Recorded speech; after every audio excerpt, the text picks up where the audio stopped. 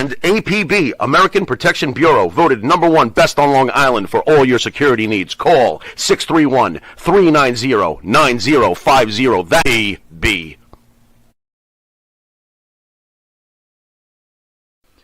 You need a body shop? You need engine repair? Auto Excellence, Collision Specialists, 631-261-6420. That's 631-261-6420. Auto Excellence. Jimmy, I gotta take a dump. Well, for all those needs, you need to call Big V Dumpster Rental, Long Island, New York, 631-900-DUMP.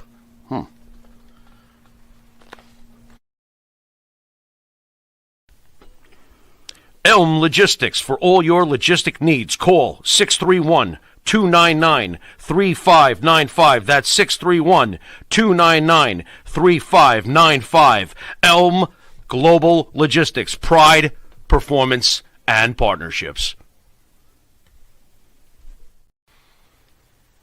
The Monty and the Pharaoh Show is brought to you by... Because wine is your second favorite four-letter word. California wine, New York attitude. Good fucking wine. Yeah. Tired of that same old breakfast, lunch, and dinner. Same old tasting scrambled eggs, burger, that dinner steak, ribs, or pork chops. Why not add a little bit of spice or just a touch of heat to make the difference? Change that scrambled egg with a little bit of Johnny Fabulous's John Cena Sr.'s $1 Million Jalapeno Hot Sauce. Great on burgers, steaks, chops, and those barbecued ribs. And Nitro's Garage for all your automotive needs. Call 646-675-2349. That's 646-675-2349. For all your automotive needs, Nitro's Garage. Ask for Jack.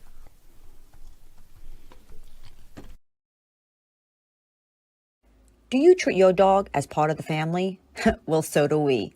So why not celebrate your pup's birthday with the ultimate party box?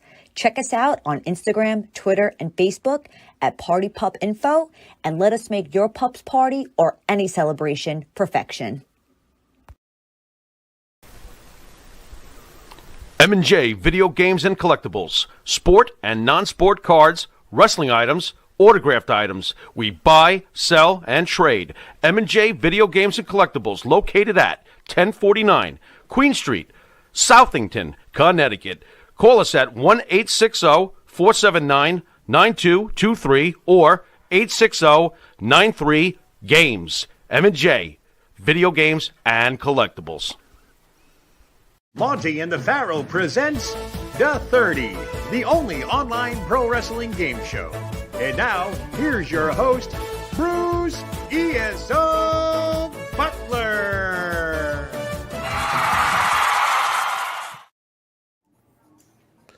Hey everybody, and welcome to another edition of The 30, where I challenge this group of elite wrestling experts with questions on the current events of the pro wrestling scene. Based on their answers, they are awarded points, and the one with the most points at the end of the night is crowned the 30 World Champion. This is ESO, your referee, and now let's meet this panel. So first of all, to my right, he's the former and longest reigning the 30 World Champion. He is the self-proclaimed smartest man in the room. He is Dan Sebastiano. Dan, welcome. Welcome. Looking forward to you looking forward to you working your wrist when you move that title back over to steal a line. If I can do the signal here, we got. Oh, nice. Well, next we have the honor of having, not only is he the president of Thursday Nights, he is also the 30 World Champion. He is the president, Mr. Phil DeCesare. What's up, Phil? Reigning and defending. You mean? We shall see. I said I'm not going to shave this thing until I win, and I won. Jesus! So God! expect next week to see something different. We'll see. A lot of displaced birds will be. It's really sad. There's a lot of things in there. Santa Claus is coming to town. Hey, we could get the chops like Dan over there. Come on. There you go. I might just do that. Yeah. The Gorilla Monsoon chops. Stasiak from Buzzard Creek, Oregon. Yeah. Next, we have somebody who's going to enlighten us with some pros. He is the player, Benny Scala. What's up, Benny? Another episode of Pros the Player. Now, normally my pros are hookers and things like that, but this is going to be a serious one in light of what's happened recently. So here we go. The gates of heaven have opened to let in two legends of wrestling yore, born Al Rogowski and Michael Jones. As Ole and Virgil, they made their bones. So let's bow our heads in silent prayer and give thanks for the memories they left us to share. Hoorah! Hoorah! Nice. Godspeed. Nice. Oh, yeah. Nice. You know what, Benny? For that, I got to give you some points. Oh, Thank come you. on! And I'm not going to insult you to lose my points. Come on! Come on! Come on! Where is he? Who is he? So nice job, Benny. Yes, And mate. thank you. Yeah, we lost a couple legends this past week. Kind of crazy. Yeah. Very So we may or may not have questions on that later. Yeah. But last but not least, we have Centerville's own Joe Larry. What a day, Joe. What's going on? What a day! What a day! Happy Thursday out there. Thirsty Thursday, right? All that. Yeah. I got the Venmo all set up there, referee. We're gonna get some good stuff going here. Maybe you can waive that 10% surcharge, huh? What do you think? Well, we'll see. It depends on the donation amount. Oh, we lost somebody. Where did Dan go? Oh, no. Dan. Dan already threw the towel in. What's up Oh with that? my. Is Arnold- there a sneak attack or something on Dan? Oh my God! I feel like I'm watching Let's Dynamite. go back to the control room. Did Dan go to parts unknown? Yeah. I don't see boy. Dan is not in the control room either. Wow. This is why we start early, because the main show's coming up after this, and we got to get done on time. His cats got him. They're He's coming. Here he comes. He's coming back. Oh, there he is. Okay, there he is. He's What was back. that? What happened, Dan? Where'd you go? Man, your Venmo must have cleared. You There tried it to kick me off the show before it started. Listen, Benny's the one who does those shenanigans. We know that. I'm a member of Venmo Elite now, so here we go. Not the VD Club, but the VE Club. I get it. There we go. Listen, guys, as you know, it's been VD's nothing to clap about. Hey, it's been another crazy week in pro wrestling, and so let's get this started. You guys know the rules. Lying, cheating, foreign objects, and all other distractions are allowed and encouraged. Points are given based on amusing comments, trash talking, and bribery via PayPal, Cash App, Venmo. Credit cards are accepted, but please be advised there is a 10% surcharge on that. So, Fucking surcharge. you guys ready for this first question? We're ready. All right. All right, let's do it. This past week, one of the founding members of the Four Horsemen passed away, Ole Anderson. There have been many versions of the Four Horsemen over the years with 15 different members. What version of the Four Horsemen was your favorite, and which one was your least favorite? And who had absolutely no business of ever being part of the Four Horsemen? So it looks like, Playa, looks like you're going to start us off tonight. Are you ready? Ready? You are on to 30. So the question is, what is my favorite iteration and what is my least favorite? My favorite actually is the original with Ole, Arn, Tully, and Rick, with JJ as the manager. And we chatted a lot about Ole on Dan and Benny in the Ring with George Shire, our good friend. But Ole, the way he was taken out of the Horsemen, really made it a fun angle. You know, the whole deal was, I guess, what they call him, a snot-nosed kid that Ole had to watch. He had to take some time off to watch his son wrestle. And that, of course, that irked the rest of the Horsemen because, to them it was, you're a Horseman 24/7. But he did a promo, I think it was with Bob Caudle, talking about family. And Ole Anderson does not get his just due as a promo cutter. He was damn good on the mic, Ole Anderson. That was one of the most real promos I've ever heard. Now, as far as my least favorite, that is so damn easy. because that is when Paul Roma was a Horseman. And in case you don't know who Paul Roma is, just look under in the picture dictionary under drizzling shits, and you will see Paul Roma. So yeah, that was an easy one. Best Ole, least with Paul Roma. Thank you very much. Thank you very much. Thank you. Nice job, Benny. And he had a few Hey, seconds give me a left. chili dog, baby. It's already over. Why play now? This is crazy. 17 points. How do you get that on the opening drive? My goodness. He didn't. If you look, it's the average. He only got about 12. Hey, the Lakers came back from a 21-point deficit last night in the fourth quarter. 28-3. That's all I got to say about this. Of course, nobody here is LeBron James, though, right? Hey, Joe, while you're talking, you might as well keep on going because you're on the 30. There you go. Go. Well, I only know the four horsemen in one unit, and that is Ole, Arn, Tully, and Flair. They are the original four horsemen. That is the way it's always been for me. I know they're often imitated, never duplicated. I mean, think about it. I've gone to conventions and stuff, and it's been like Wyndham and somebody else there. But to me, Tully Blanchard personified it. You had different variations throughout the years. But I got to tell you, I love the Flair, Ole, Arn, and Tully. They came along at a time when wrestling needed that faction. They made my Saturday nights worth watching. I mean, definitely with all the run-ins with Dusty Rhodes, Magnum TA. I mean, the Four Horsemen, to me, they just bred excitement personified. Ric Flair with the 10 pounds of gold. Ole and Arn had the tag titles at some point. Tully was your TV champion. They had all the belts in WCW or Georgia or whatever it was back then, NWA.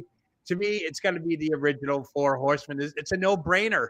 I know we're all generational on this, and we all have our own genres and stuff, but Ole, Arn, Tully, Flair, the original Four Horsemen, they're often imitated but never duplicated. I got to go with them. I'm going to leave 20 seconds on the clock just to tell everybody real quick how thank you all for being on the show tonight. I'm trying to kiss some ass here, and the production value is unbelievable.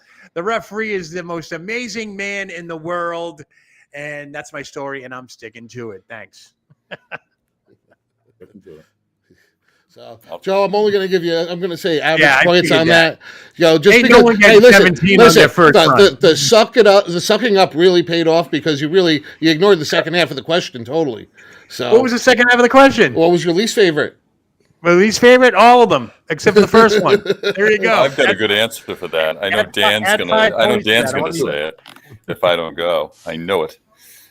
Let's see. There you go. Who's next? We'll see who goes first because I think we're looking at the same thing. I think we are. Give it to me, Bruce. No. Oh, no, it's Dan. Oh, there's Dan. All right. Dan. All right, I'll give you one hint, Dan, all right? If you say that, I'm going to be so upset. Go, Dan. Really say it.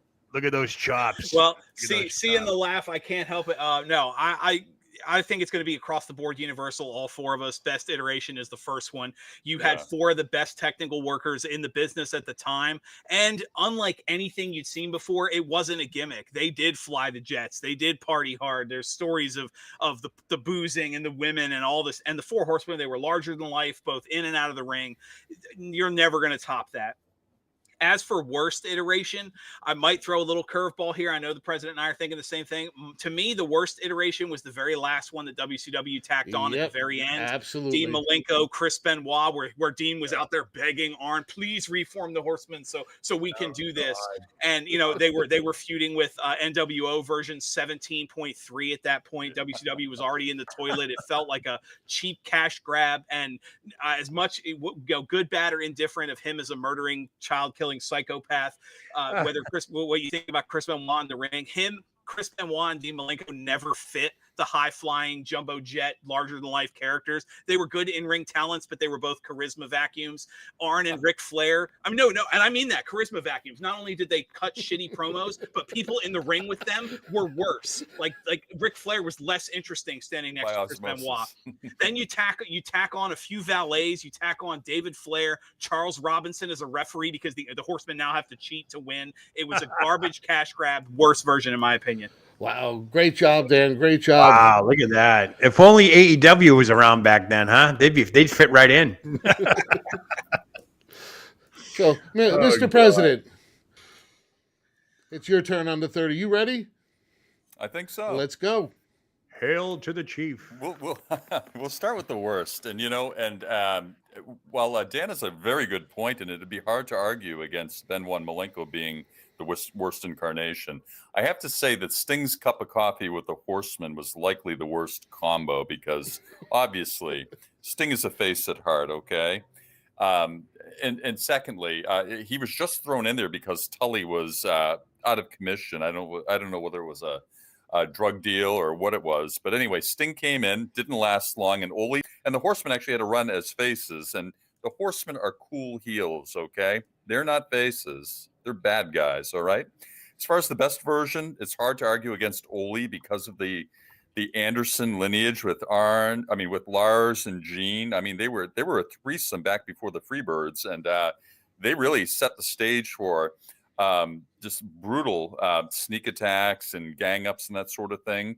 But second place, or a close tie to first, would be Barry Windham being a Horseman, one of the best performers of the time, arguably the best. A partier extraordinaire. Big Barry was he's out all night and a little bit more himself.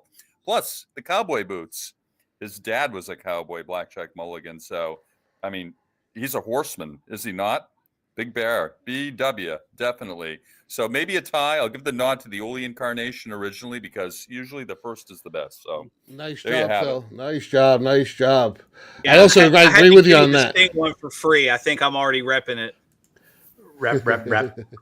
I have to agree with you guys. I mean, Phil, I enjoyed the Barry Windham version too. That really was a good version. The Lex Luger version was okay at that point.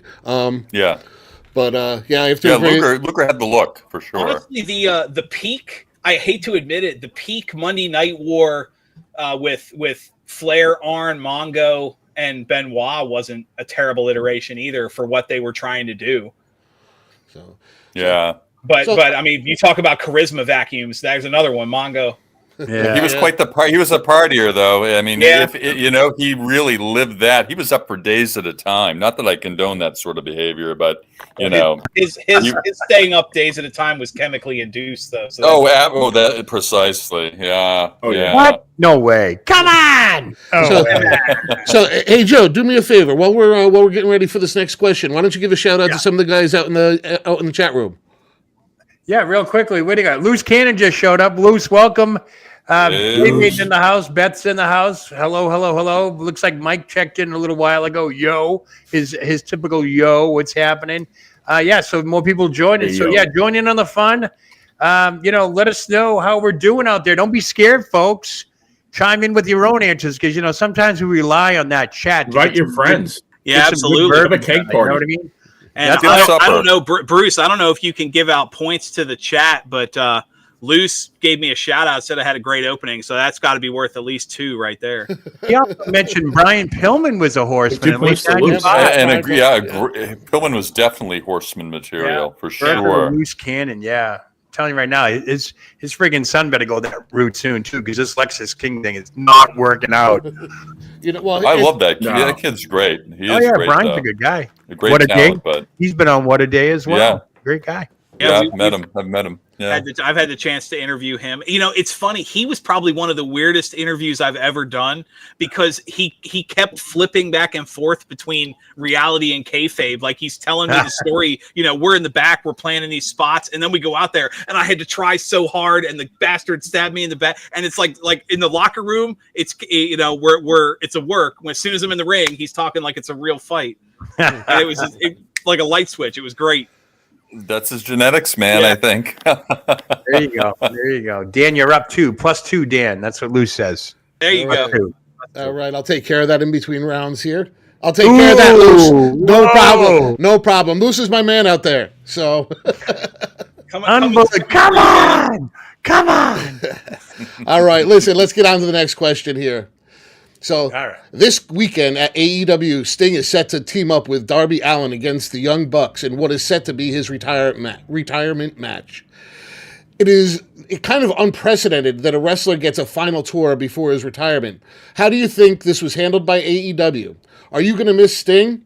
Should he have retired a long time ago? And should Ric Flair be involved in this match physically in any way? So, Joe. Yeah. Looks like you are on the 30. Gee, I hope I can retain that question. You know what I mean? Oh, there's my water. Thank you. All right. My producer's giving me my water. Thank you so much. Wait, I'll let you take a sip of water before I hit that.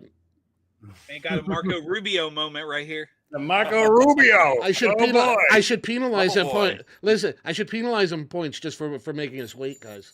No, go ahead. I'm ready. I'm ready. Historical reference. I'm ready. All right, let's go. All right, Sting, we should all know by now that Sting wrestling promoter, but more of a mark, like we've said before. Any person who does booking in the world of pro wrestling knows that retirement angles are milked and milked and milked for all it's worth. And this includes this disastrous final appearance on the flagship show AEW Dynamite last night was absolutely horrible. We saw more of the executive vice presidents out there than Sting. And to have Sting let Darby Allin get beat up, and then that crazy cryptic moment when Ric Flair came out and did some bodily movements and had to drop to the ground. Then and only then does Sting descend from ascend or whatever that word is I'm looking for, come down from the rafters like the old days. A little bit too late, I think. I think we all know right now we saw more of Renee Paquette than we did of Sting last night on Dynamite. I hate to say it. They're dropping the ball with this. No, he does not belong in a tag team title match to be his last match ever. I don't think that's going to be ever. I think he's going to go back to WWE. He's going to have one more final match. Where else but WrestleMania? God, I hope his contract does end after this weekend because they can probably pencil him in for WrestleMania coming up this month, later on in the month of April. So, yeah, his last match should not be and will not be with AEW. It'll definitely be with some other organization, most likely WWE. But yeah, definitely WrestleMania will be his last match. Sorry, went over. No worries. Hey, I got a text while you were going, and it was a nice little Venmo. Yeah. You got a couple extra points with that too. Nice job. Nice. Good job. That 10%. That 10%'s killing me every friggin' time. Don't pay the mortgage this week, honey. All right. Pay the gas bill next week. Wait till the paycheck drops. All right. Dan, looks like you're on the 30 next. Yes, Are you ready? Let's do this. Let's go. Yeah. Well, you guys couldn't see it while Joe was talking. My cat jumped on the back of the chair, and I asked her what she thought about the Young Bucks, and she shit herself. It's no, because that's exactly what it is. You have the worst possible angle you're doing right now because you think about this. You've got two options for this match. Either the Young Bucks win the tag titles from Sting and Darby in his last match, or this new super heel tag team that you've built up is going to lose their first major pay-per-view match, and Sting's going to retire as a champion. And then what? A Tony Khan tournament, because you're going to need new tag champions. And Joe's absolutely right. They completely botched Sting's finale because if you were recording the show, you missed it because 90% of his time was after 10 o'clock. Yeah. And it was good of him to sit in the rafters and wait for Darby's head to get caved in and Ric Flair to get beat up before he dropped down to save everyone, which was absolute crap too. But no, as for the booking, this has been horrible. You have the biggest star in your company right now, one of the biggest stars the last 30 years. Every show you've done since he announced his retirement should be, this is Sting's final appearance in whatever city we're in. Build around that. Instead, he gets a few minutes of TV time a week. You push the Bucks, which is absolute crap. And this is where Tony Khan needs to be a boss. If Sting won his last match against the Young Bucks, Tony Khan should have said, no, you're in North Carolina. How is your last match not Sting and Darby against FTR? They handled this poorly. I agree with Joe. I think Sting's going to end up somewhere. Even if it's TNA, he's going to end up somewhere else for a better finale. Nice job. Nice job. So Dan took over the lead there by 2, but it's definitely going to be a close one tonight. No ratings movement either on that last night. No, and probably a ratings. The Bucks are ratings poison. I got to give a special shout out to Chris Lee, a returning long time. I haven't seen Chris in a while. Down under Chris Lee. Yeah, I love Chris Lee. From down under, baby. Who's Chris Lee? Fill me in. Who's Chris Lee? Chris Lee is bearded Aussie. Yeah, he's a long time friend of the show. So yeah, it's good to see him back. Nice. All right. Let's see. Yeah, he's a good friend of Boston too. He's a good dude. So, Mr. President, looks like you're next on the 30. Wow. All righty. You know, I've loved seeing Sting, and I'm going to miss him, I think. And, I do like the nostalgia that Tony Khan brings to things, with Jericho coming back as Corazon de Leon, with the White Zombie music entrance. Good stuff. I love some of that stuff. But I think Flair getting involved at this point, when Flair has those aviators on, he looks like some other guy we see in the news all the time, the guy who can't walk upstairs. You know what I mean? I don't know who I'm talking about here, but and I worried about Sting coming down from the ceiling too. I mean, since that happened with Owen, I just don't know. It was impressive, yet I have to admit I was a little scared with that. I saw one of the craziest stunts I ever saw. The Garden. So it was a great show in the Garden. But beyond that, I see this match with all its flaws and its build-up and its senseless sort of. You think it's a senseless kind of story trying to be told here. I can't help but think that Sting's sons are going to somehow get involved. I don't know what their background is. I'm purely thinking outside the box. Maybe they're going to become involved in a feud with the Young Bucks. Maybe this is a transitional period and something happens there. I'm not sure what kind of injustice might be done to Sting, whether they intend for Sting to retire as champion, cede the belts to his sons. I mean, it's pro wrestling. Anything can happen. So I'm going to be very curious to see what happens. And that's that. I don't think no one's taking I don't know. This tag team title thing just makes no sense. Oh, yeah. It's crazy. Bad booking. It's going to be a surprise then. I don't know. We don't see any logical where this is going to go right now, but we could be surprised. Almost as bad as Jericho's match last night. Jeez. Oh my God! Hopefully that's not a question. Oh no Jericho questions. No Jericho questions. So CMLL. Playa, it's your turn. You ready on this? Not really, but I got to get it over with. All right, go. Yeah. So Great answering attitude. any question about AEW to me is like the equivalent of a high colonic. That's just one of those things, you just got to get it over with. But, to me, like, it's almost like I don't even want to answer this question. It doesn't even, it's not even worthy of an answer because, Sting should not be ending his career in an AEW ring. It's like Don Mattingly, who's my favorite ball player for the last 35 years, Donnie Baseball. It'd be like, spending all those years as the first baseman of the Yankees. And then having like his last baseball game playing for the Sheboygan Sackwhackers, it just doesn't work. I mean, he belongs in the major leagues. And I mean, I have this thing with age too. I don't think he should be wrestling. Period. I think he should have retired a long time ago. He should have retired after his stint in WWE. And that's my opinion. But it seems like he's still enjoying himself. He could still go. But I just don't want to see his career end here. I am hoping to God, like my associate said, that somehow his contract is over and, the old Christian thing, one more match. He's got to have a match in WWE. And don't fuck it up like you did with Triple H. Let the guy go out on top. And, the guy's one of the greatest wrestlers of all time, but I just don't want to see it end in AEW. Great round, Benny. Great round. Close. For having nothing to talk about, you got a minute and 30 of a lot of crap out. Knowing all the crap Tony Khan books, they'll win, and then Darby will be champion by himself, and then he'll have to have a new partner every week or some stupid shit like that. That could be, yeah. That could be. I'm really hoping that they do defend the tag titles clean and all that stuff. And that, oh no, I'm not going to retire. Let's keep this going for a while. No, you know exactly what's going to happen. The Bucks are going to win the tag titles, and Adam Page is going to win the triple threat, and the Elite are going to have all the belts and be featured every week in front of 15 people. And they'll continue to mention Cody Rhodes at every chance they get. So. And Samoa Joe wearing a poncho. Samoa Joe, I saw that today. All right, guys. This past week, we had the WWE PLE Elimination Chamber, which has had mixed reviews on its presentation. Some people are praising the in-ring performances, while others criticized its predictability and lack of real surprises. What is your opinion on this PLE, and did it make you excited for the WrestleMania season? Let's see.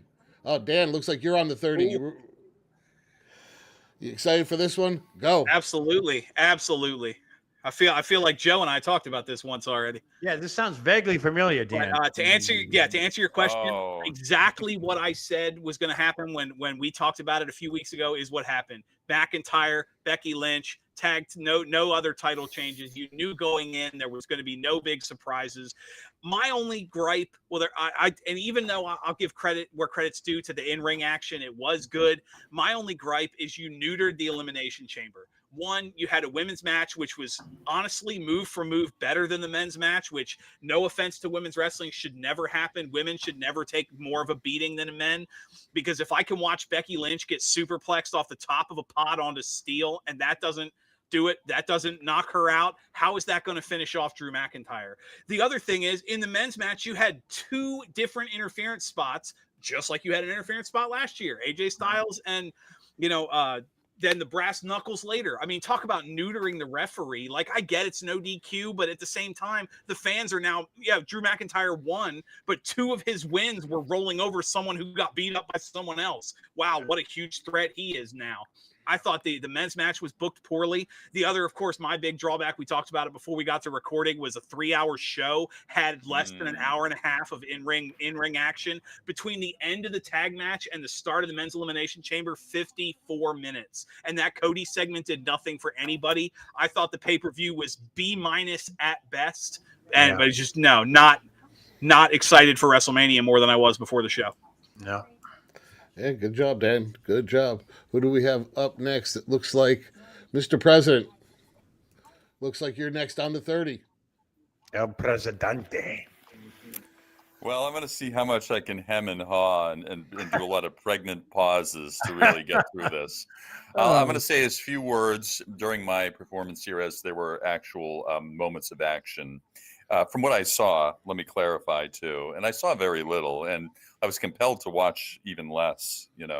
I did get to see Nia Jax and be taken out, and very impressed with Rhea. So, and like Dan said, I did get to see the women's match, and I was again thoroughly impressed. And they usually do steal the show from my perspective, so that's generally something I like to really watch. As far as Becky Lynch goes, she is a great performer. I'll give her that. She really is. Her promos, she puts herself over like crazy. I mean, kind of a departure from what you would consider a classic face.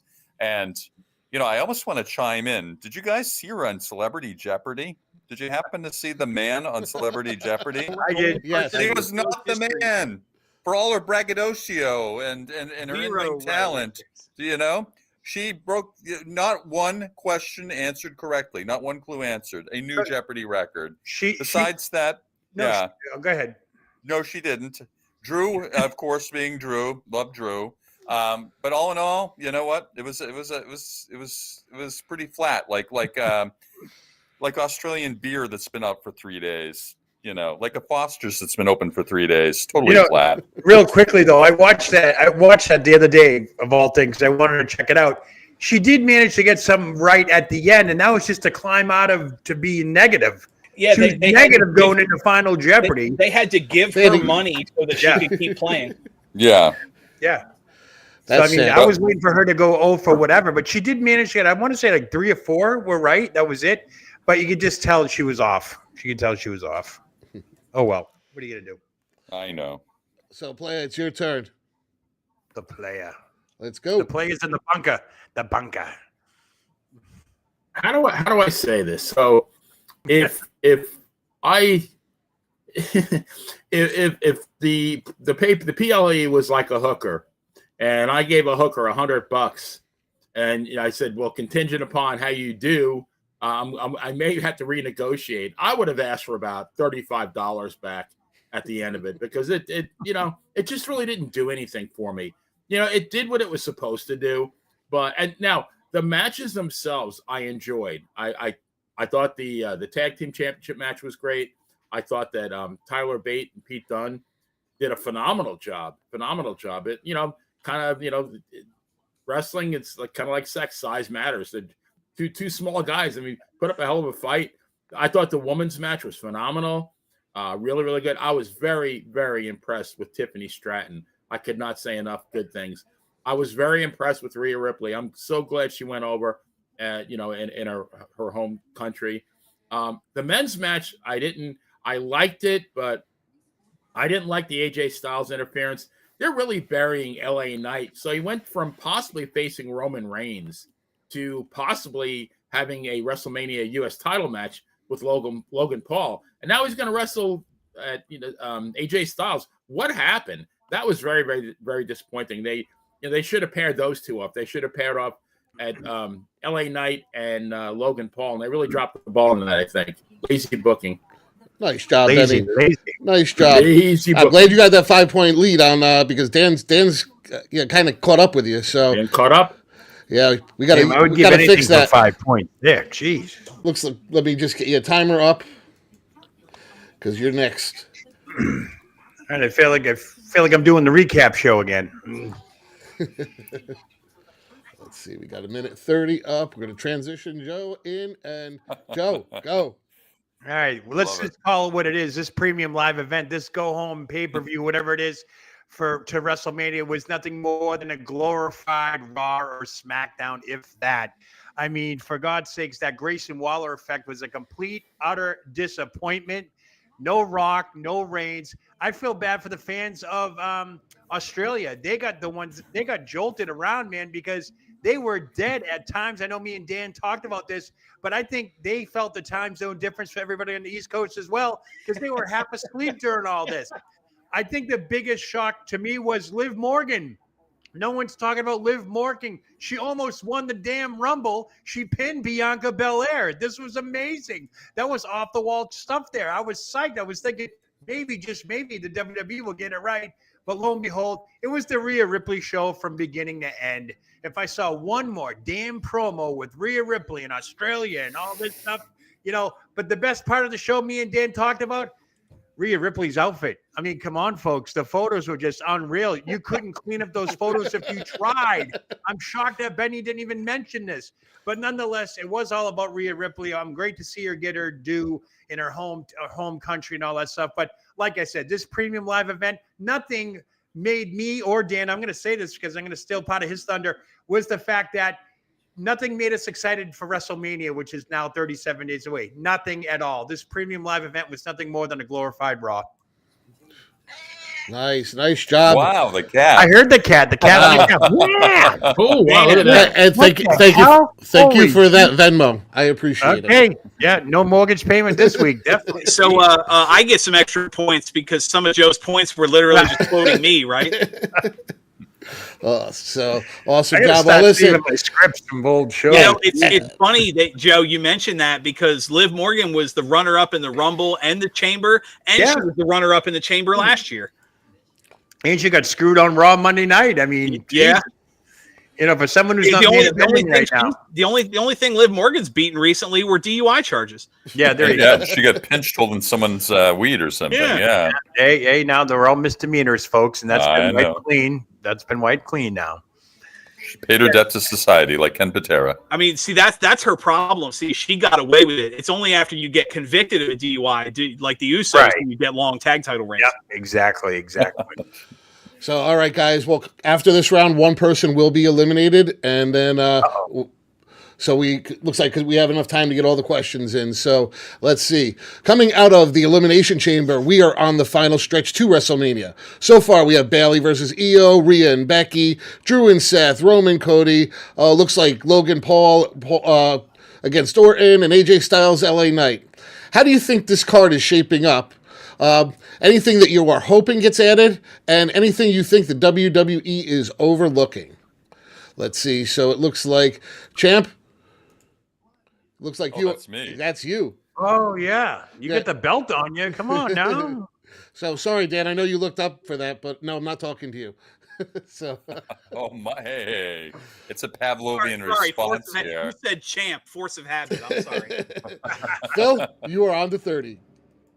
Well, those are all, somewhat compelling matchups. But, again, as we all know, fate has interceded in what was planned to be quite a stellar WrestleMania show. And basically, they're just patching together what they can right now. I mean, yeah, Cody going back against Roman. I'm just not into that, man. I'm intrigued by, The Rock maybe, or something different. But I don't know what it is. Maybe it's me. Maybe it's not you. It's me. Maybe with Cody right now, him living and finishing his story. I don't know. I'd much prefer somebody else. I much prefer Drew. Maybe I think he would mount a more serious and compelling challenge. And who else is fighting AJ in LA Knight? Is that the other one? That's what it's looking like. It's the battle of initials. I mean, really, that was just kind of hodgepodge put together, really, and they're both great competitors. Don't get me wrong. AJ, another guy defying, what we perceive as age, and just, again, one of the smoothest wrestlers in the business. So anytime to see him is great, Again, the women, I think, are really stacking up nicely against the men. Who else do we have now? We have Seth, of course, and Seth and Drew. I don't think that really should be the match. In fact, if it is, I think Drew should go over like a steamroller anyway. And quite frankly, I'm a little sick of Seth too. I really am. And sick. I loved him in the Shield. I loved him as the architect in the Shield. I loved him back in the day. Ring of Honor. Keep going, Phil. Take everybody's time. Just keep going. The voice, the clothes. Anyway. Overtime. All right. So much to say, so little time. Bruce was just saying we had time to get in all the questions, and now there we go. So now we're gonna have to rush into the next person. So, Playa, being that he took all that time up, we got to quickly get into you. Go. So things have been entirely too dull and too predictable. It to the point where I'm thinking, like, what the hell is going on?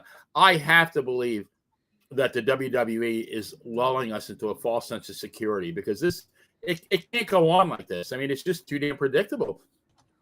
I do not agree with the battle of the initials, AJ and LA. LA, it looks like I mean, I don't know if he's burnt out. He still seems very over with the fans, but it just seems like they're burying him. He should have had that title match with Logan Paul, because what is that going to do for Randy Orton if he wins the U.S. title? Does he really need that? I have to believe that, and I do agree with Phil. I think Drew's going over Seth. I don't care if Cody finishes his story or not. I think what's going to happen, there is going to be a huge story that's going to involve Seth. I think Seth's going to turn heel because he keeps bringing up the word Shield. And I think Rock somehow is going to turn babyface. I don't even know that Cody is going to win the title. I don't care if he wins it or not. I'm just as good with Roman coming out of WrestleMania with the title. I don't see Cody as the guy, the torchbearer, the flag carrier. To me, he's Stardust, who got a little bit better. So yeah, I just, there is much more that's going to happen that we don't know about yet. Yeah. Nice job, Benny. Nice job. Took over the lead there. Man, these scores are getting higher every week. Oh my God. And my pocket is getting lined better every week. You don't see a correlation. You gotta pay for those new shirts, man. You gotta pay for those new shirts. Exactly.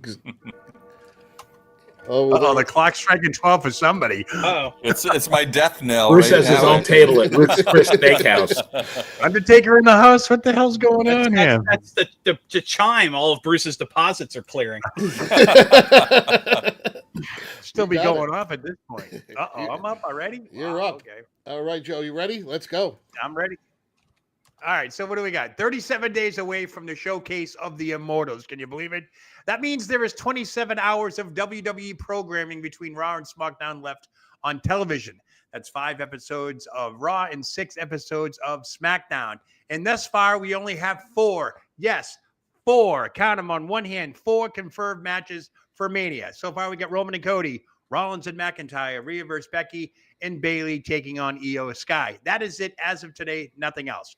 Now, a couple of other matches seem to be teasing that are on the horizon, most notably this past Monday on Raw. Gunther will obviously defend his Intercontinental title against somebody from the Judgment Day. And now you're going to have to throw Sami Zayn in there, which I think it'll be a triple threat with Zayn actually beating the longest reigning champ IC champ in WWE history. Of course, battle of the two first names, whatever the hell they are. AJ Styles taking on LA Knight. Don't forget, we have Jimmy versus Jay. That's being thrown around. Brother versus brother match. Logan Paul, Randy Orton, no-brainer from Chamber. Jade Cargill supposedly going to be on the card against Bianca Belair. Judgment Day, they're going to have to defend their tag titles against Awesome Truth. John Cena's rumored to be fighting Braun Breaker. I also predict now a Liv Morgan, maybe Nia Jax matches on tap. Alexa Bliss will make an appearance, I'm sure. And, of course, one night we'll have to have Cody and Seth taking on the Rock and Roman in tag team action. I'm assuming that'll be on night one. But with 16 matches usually is the norm for a WrestleMania weekend, 8 one night, 8 the other. We only got 4 matches so far. And, folks, WrestleMania still has not sold out. 37 days left. Wow. Yep. Yeah. So nice job, Joe. Nice job. Well done, Joe. Well, we tried. Maybe they need to point to the sign Very a little good. more to get some more ticket sales. Unbelievable. Yeah, Phil, I'm a It's little not like nervous it's for big. you. Great. I don't have a sign, but I can point to the title I'm going to win tonight. So Ooh. You mean that title right there? All right. Dan, you're on the 30. absolutely, Joe hit it on the head. There are 11 Raw and SmackDowns combined between now and Mania. You have 4 confirmed matches. Your 2 women's titles, Bayley and Io, Becky and Rhea. Your 2 men's matches, Seth and Drew, Cody and Roman. It seems pretty obvious it's going to be Jimmy versus Jay. It seems pretty obvious you're going to have LA Knight versus AJ Styles. They're building up Orton and Logan Paul, but you still got Kevin Owens in the mix somewhere. He hates Logan Paul more than anybody. Maybe a triple threat match there. You guys mentioned the IC title match where it looked like Gunther was building up against somebody from the Judgment Day. It seemed like they were hinting at Dominic, but he also bumped into Sami Zayn backstage, had some heat there. You still have the unfinished story with Chad Gable. That might be a multi-man ladder match, something you can drag out because you're not going to have very many matches. The New Day is going to the Judgment Day is going to defend the tag titles, most likely against Awesome Truth. I think the only way you end that story is by having R-Truth finally beat the Judgment Day. You got Shinsuke, Solo, the New Day, Imperium, DIY, Braun Breaker, Liv Morgan, Nia Jax, and The Rock, all without stuff to do, and that's just the tip of the iceberg. You're looking at right now, you've got, 4, 6, 7, 8, 9 matches across 2 days and 11 shows to build up the rest of it. Maybe they do the Battle Royals. Maybe they throw in another multi-man or a grudge match that they have to build up over the next few weeks. I don't know. It looks like they've got a lot going that could be really good, but at the same time, they've got a lot going that who the hell knows what they're doing. We're, like I said, 11 shows from Mania, and we don't even have a third of the card built. That's sad. Yeah. I think that black cloud of Vince McMahon is still looming over WWE right now. It's going to go right all through WrestleMania. They're trying to dig themselves out of the hole, but what they seem to be doing is give you a carrot on the end of the stick. We're going to give you a little bit, come back next week, and we'll give you extra. And so far, the extra hasn't happened yet. Yeah. All right. Well, first thing I got to do, unfortunately, Phil, I got to take this title away from you. Phil's gone. It is up for grabs tonight. We are going to have a new champion. Uh-oh. Ruh-roh. I should have shaved. I should have shaved. Good. Shoulda. Phil will still be able to hear you, but we're not going to be able to see you later. Wow, just like that. Unceremoniously. I have a face for radio anyway. Yeah, really. All right, guys. Unfortunately, we had another death this week in pro wrestling as Michael Jones, better known to the wrestling fans as Virgil, passed away at the age of 61. He started his career in the CWA as Soul Train Jones and seemed to be well on his way to wrestling stardom. In 1987, he became the bodyguard of Ted DiBiase, and from there, never really seemed to get the chance to break out again. How do you look at the career of Virgil? Do you think the WWF dropped the ball with him? And what do you think of the Lonely Virgil memes that have circulated the internet for the past few years? Let's see. Who do we have? It looks like Dan. Looks like you're going to be. Back to it. Looks like you're up on the 30 there. All right, so let's do it. Let me just get you a timer. You're good. Oh, I only get a minute? There you go. I'll give you the. Oh, okay, that's better. All right, go. Yeah, I mean, everybody wants to talk about Virgil and some of the jokes that have come out since. I personally am going to go to Olive Garden this weekend in honor of the Meat Master himself. But you have to look at his whole career. Ted DiBiase was one of the most successful and best heels of one of the most successful and best eras in wrestling history. That gimmick does not work without Virgil. And people forget, anybody that watched wrestling in the 80s, when Virgil turned on him and hit him with the $1 million belt, is one of the loudest pops the WWF has ever seen. And let's be honest, the NWO, having the henchman, he was the head of security, is Vincent. Another little nod, Virgil being and Vincent both being knocks on people's real names. Those didn't work without him. Did they drop the ball on him? No, I don't think so. I think he had a great career for what it was. I mean, everybody knows the story. They were going to bring in the Godfather, or as the NWO member, but Virgil agreed to take the job for significantly less. And he stayed around. Who remembers Curly Bill in the West Texas Rednecks? And he was with WCW until the end. And then he wrestled on the Indies, and he adopted the Canadian Destroyer and the Virgil memes. I remember seeing him at the mall where I worked years and years ago. And again, a lonely Virgil table. That's unfortunate. But the man, he was a self-promoter. He was still making money until the end on a career that most people want to laugh at, but they were still paying him for. The man deserves the accolades, deserves his flowers, and I hope history remembers him for as good as he really was. There you go. Nice job, Dan. Definitely within reach, though. Let's see who's next up. Wow. Benny, it looks like you're going to be next up on the 30. Let's get your timer up there. Benny, you are on the 30. Go. And go. All right. Well, I mean, of course, I was very sad, and I wasn't surprised to hear about the passing of Michael Jones, a.k.a. Virgil. He's been battling numerous health issues over the past several years, but I feel like I owe it to everybody to be editorially responsible. He did get a small push while in the WWF, but it really didn't amount to much of anything. I mean, can you remember a great Virgil match or an impactful Virgil promo? Yeah, I can't either. I mean, I hate to speak badly of the dead. I mean, and I'm sure he's a very nice man, but, even more so is Vince when he joins WCW. I kind of felt bad for him at that point. I mean, what do you do as the 97th or the 87th member of the NWO? 87, 97 at that point. What difference does it make? But, I guess I shouldn't feel too bad. Like Dan said, I mean, he was getting a very nice paycheck for doing next to nothing. I mean, and the sad part is that what we're going to remember are the social media pictures of Virgil at a wrestling convention, a random hotel lobby, a subway station, bowling alley, or the grand opening of Kroger's. Wherever he was, there was one thing for sure. Nobody else was there, unless it was John Cena, and we just couldn't see him. But by all accounts, though, I'm sure Mike Jones was a good guy, and he will be missed. I mean, for his had a nice look, limited in-ring skills, had a little bit of success, I believe, in Memphis as Soul Train Jones before Virgil. But I think he reached his watermark, and I think he did very well. Nice job, Benny. Nice job, Benny. You definitely punched your ticket into the next round. My goodness. So now it is up to What a Day Joe down there. Let's see what he can do. What a day. What a day. Joe, it's definitely within reach. So all right. Let's get you up on the board. Bum, bum, bum. And go. All right, Virgil, I guess timing is everything with this one, because Ted DiBiase recently said before Virgil's passing that, would Virgil be considered for the WWE Hall of Fame? And he outright said no. And then, of course, go ahead, fast forward this past Monday and the passing of Virgil and so forth.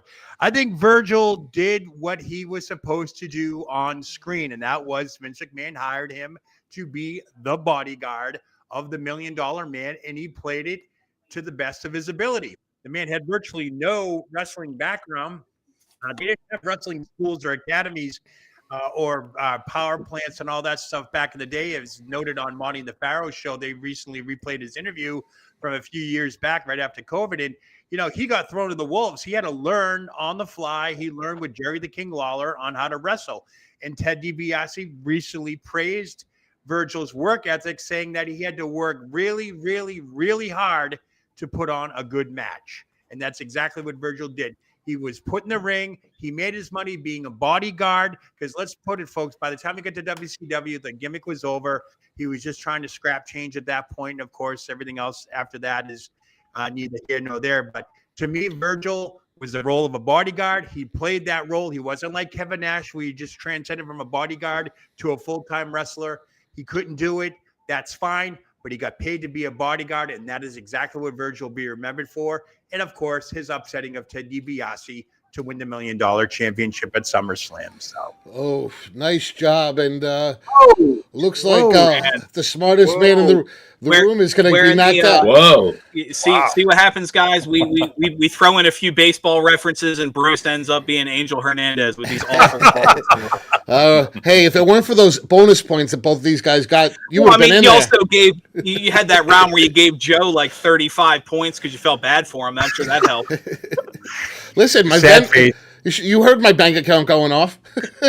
I know you can hear the chimes in the background. No, hell of a show, guys. Good luck to both of you. You got to put more cats on the video next time, Dan. All right, thanks. Yeah, where are my cat bonus points, Dan? I was hypnotized by those. Those will be there next week, Dan. I was. Those will be there next week, Dan. Don't worry.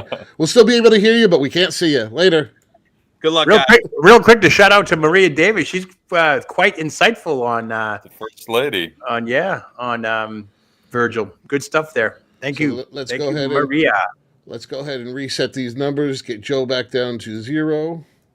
Story of my life. And let's get Benny back down to 0. All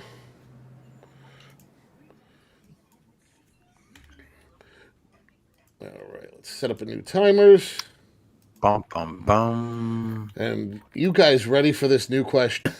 Rudy Diamond. Well, so guys, this is actually our first viewer submitted question. Oh, what? I didn't even know we were doing that. So this one, listen, this one comes from Long Island, New York. Long time to 30 show fan, Michael Monty. Charlie from Starkville, Michael Monty wants to know. Need a body shop? With the overwhelming success of What a Day Joe Lowry and Dan Sebastiano's impromptu Elimination Chamber review, what does everyone think of the new Dan and Joe show? And which combination with Dan do you like better and why? Is this a question? This is the question submitted by Michael Monty. All right, so what's the actual question? Monty. What's the actual question? The question is which combination. Well, there's two questions. It's what does everyone think of the new Dan and Joe show? Hi, stupid. And which combination with Dan do you like better and why? So, playa. Hi, stupid. You are first up on the 30. You ready? I almost like, Phil, you could take it. The camera pan to Phil first. Like, I'm still on. Betty, you're on the 30. Go. All right. Well, what do I say? Like, do I want to hang myself here? I mean, here's the thing. So Dan and I have been together since January of 2021. We've done, I believe, 166 episodes. We've been heard in 40 countries around the world. We've charted in 6 different countries, including Ireland, which at one point we were higher ranked than Jim Cornette. We hit number 8 one week, and he was number 11, 3 notches behind us. So, we've done it all. We've had some great guests. I mean, I would say that I'm getting old here. I mean, obviously, as you can tell, I mean, this is not a dye. This is not a Ric Flair dye job. Maybe it's time to back up the bus and send me to the old age home, and I can hang out with Gladys and Myrtle and eat some tapioca pudding and play bingo and shuffleboard and things like that. I don't know. That's really up to the viewers. I mean, I've had a hell of a run. If my run was to end tomorrow, I would, I'd be the first person to congratulate Joe, because Joe is a humongous talent. I love Joe. Joe's my brother from another mother. So if he were to take my spot, I've been blessed. I've been blessed beyond anything I could possibly fathom, and I'll still have my hookers. So, and I even have a little bit of money to entertain them. Yep, nice job, Benny. I'm going to just give you 13 because it's a random crazy question anyway. So it's all how I feel on giving those points. So awesome job. Good job. Benny, your dog barks and Dan's cat meows, man. Talk about Right. a perfect combo, you know? My Jack Russell terrorist. Yes. So is this viewer submitted question gonna be like a weekly thing now? Is that You actually couldn't see him because he's off camera, but my wife's dog ran up here while Benny was talking. the wife's got a Have dog, that Dan's effect got a on cat. animals. What the hell is going? Next thing you know, underage kids will be drinking with nuns for all we know in the back room. Who knows? And they've been drinking Blue Nun, probably. Blue Nun wine. Right. Yeah, Nunya, right? I think the fan that submitted this question had some extra pull somewhere. I would say so. Definitely. He might have been drinking that good effing wine, too. Where's that graphic again? I want to see that graphic again. Where is that graphic? Okay, let's see. We got to get out of here. There you go, Joe. Wow. All right. A flattering likeness. Oh my goodness. Yeah, really. That's good on you, though. I have no idea. I have no idea what's going to come out of my mouth right now. So is he going to take the high road, or is he going to try and bury his opponent? Listen, I always thought Benny was the king of those shenanigans, but he took the high road. Got to give him some Took respect. the high road all the way. Joe, you're on the 30. I can only compare this question. I'll go right back to Benny, and it's going to be Maris and Mantle all over again here, right? The young up and comer kid's going to be taking over the veteran. You know, Benny, the player, huge talent. If it wasn't for Benny, I would not be on this show, and I would not have the tremendous success that I'm encountering now. As for that graphic that was just put up there, thank you so much, whoever made that graphic, because I look like I lost about 100 pounds. I look unbelievably fit in that graphic. 80 of it in your head. Almost as good as to take a perp walk and be in a court appearance and all that stuff. But anyways, you know, it's a great question. Do I feel I would be honored if that was the case? If this is to send into a new show, I'd be totally honored with this. I'm speechless as of right now because it feels like Benny's response was more of a goodbye, and I hate things like that because I do not do well with goodbyes. Okay? Benny is going nowhere. I've had tons of therapy over this, and I can't do it anymore. But, you know, all I can think about is Roger Maris, Mickey Mantle, 1961. And, you know, they were calling them the M&M boys, and they knew that Mantle was going to go down at some point, and Maris was going to come up in another. So, you know, all I can say is thank you for even mentioning me in the same sentence as the player Benny, because like I said, he said something about charting something. I thought he said sharding. I wasn't sure. So, the dogs barking, there's shit everywhere. I don't know. So, you know, am I the heel now? Do I have to play the role of the heel? Am I the bad guy coming in and not the good guy? I guess that's what it is. But whatever it is, it's all good and it's a good time. And of course, give me the goddamn 12, why don't you? Because I deserve it. That was Benny's goodbye. It was your favorite number. Come on. I just want to let everybody know that I did not hit send on that last Venmo, and that was for good reason. That was to save Benny and the player. He is rightfully the 30 champion. Bang up job today. Bang up job. Thank you. Listen, guys, thank you for being good sports, and appreciate all the fans out there. Appreciate all you guys on the panel. Mike, Monty, thank you for letting us do this every week. And what's he saying out there? Oh, so just to be clear, you end the show with a joke about replacing Benny, and now I got to come on next week and beat Benny to get my title back. Like, is that? It's a sick world, man. It's a sick world. It really is. It's twisted. Just no sharding on the show, all right? You can shard, but not shard. But listen, no sharding for sure, yeah. Let's go, Brandon. That is one rule. There aren't many rules, but no sharding is a rule. Let's bring these two back onto the screen. I think Phil just wants to show off his pecs. That's what I think he's doing. I'm lactating. Well, listen, guys, we got to get going. The Monty and the Pharaoh show is coming Where up. Where are we going now? Well, Monty and the Pharaoh show is coming up live in about 10 minutes. Yeah. So let's... all that money you just paid, you got to go buy some new shirts and get some more wrestling trades. That's what you got to do. Absolutely. Just remember, guys, those two key words, made in America. Made in... Well, until next week, for this great panel of wrestling experts, this is ESO, and we're out of here. Later, guys. Our Danny Davis. Good day, Later. Good day. I'm SD Jones.